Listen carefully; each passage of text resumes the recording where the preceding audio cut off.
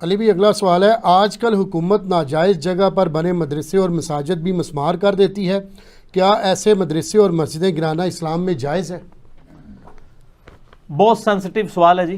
ہمارے اسلام آباد میں تو زیادہ ایشو یہی ہے کہ زیادہ تر مسجدیں جو ہیں وہ ناجائز جگہوں کے اوپر بنی ہوئی ہیں، اور اس میں کسی حد تک گورنمنٹ کا بھی قصور ہوتا ہے. جب وہ ایک سیکٹر ڈکلیئر کرتی ہے، سپوز اسلام آباد میں ہر سیکٹر 2x2 کلومیٹر کا ہے، اب اس کے اندر مطلب ہزاروں لوگ رہ رہے ہیں، اس حساب سے مسجدیں بہت کم ہوتی ہیں.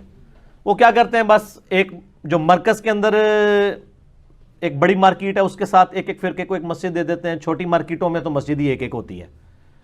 وہ اب دیوبندی ہتھیالے ہیں، بریلوی ہتھیالے، اہل حدیث ہتھیالے، وہ اب ایک پوری لادہ سٹوری ہے کیسے ہتھیاتے ہیں یہ. میرے بھائیوں، ایسی مسجدیں جو ناجائز جگہوں پر بنی ہوں ان کو گرانا واجب ہے، یہ حق تلفی ہے، ان کو گرانا واجب ہے. آپ پوچھ رہے ہیں کہ یہ ناجائز، وہ مسجد ہی ناجائز جگہ پہ بنی تھی، گرانا ضروری ہے. اس حوالے سے ایک مجھے ضمناً ایک حدیث یاد آ گئی، بخاری اور مسلم دونوں میں، یہ بڑی رکت انگیز حدیث ہے.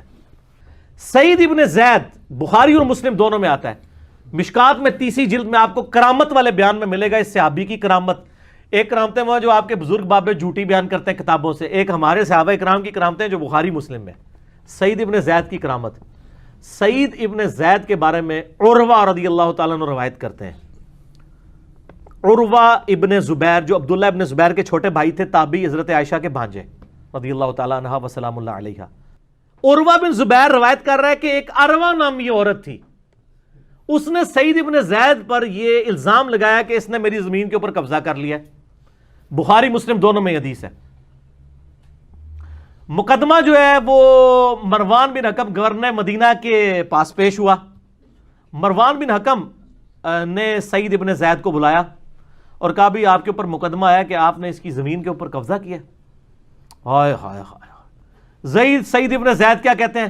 وہ کہتے ہیں میں کسی کی زمین پر قبضہ کرنے کا سوچ بھی سکتا ہوں، جبکہ خود میں نے اپنے کانوں سے نبی علیہ السلام سے یہ بات سنی تھی کہ جس نے ایک بالشت بھی زمین کسی کی دبائی، ایک گٹ 9 انچ، 7 زمینوں کا توق اس کے گلے میں قیامت والے دن ڈال دیا جائے گا. یہاں تو لوگ پورے پورے پلاٹ ہڑپ کر جاتے ہیں بہنوں کے اور بھائیوں کے. ایک بالش زمین بھی دبا لی. جس شخص نے یہ بات خود سنی ہو اپنے نبی علیہ السلام سے، وہ شخص سوچ بھی سکتا ہے کہ کسی عورت کی زمین پہ قبضہ کر لے.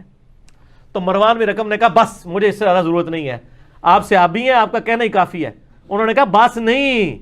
انہوں نے کہا کہ اے اللہ، اس عورت نے میرے اوپر جھوٹا الزام لگایا، اے اللہ اس کو اس وقت تک موت نہ دینا، ٹھیک ہے، جب تک یہ اس سزا کا مزہ نہ چکھ لے اور اپنی زمین میں سے ذلیل و خوار کر کے مارنا. بس یہ کہہ کے حضرت سعید وہاں سے چلے گئے. وہ راوی کہتے ہیں کہ ہم نے پھر اپنی آنکھوں سے دیکھا کہ وہ عورت پاگل ہو گئی. ٹھیک ہے جی.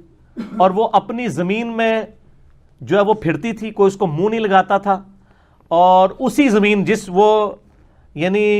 جس زمین کی محبت میں اس نے ایک جھوٹا الزام لگا دیا تھا، ایک دن ایک اندھے کنویں میں گری اور مر گئی. اور جب وہ پاگل ہو گئی نا تو وہ ایک ہی جملہ بولتی تھی کہ مجھے سعید کی بددعا لگ گئی، مجھے سعید کی بددعا لگ گئی. اور وہ اندھے کنویں میں گر کے مر گئی اور وہ کہتی تھی کہ مجھے بددعا لگی. تو اس حدیث کو مشکات والوں نے کرامت والے چیپٹر میں لیا.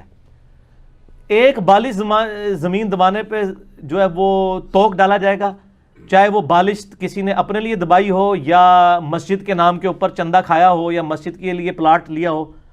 یہ حرام ہے. ایسی مسجدیں مسمار کر دینی چاہیے.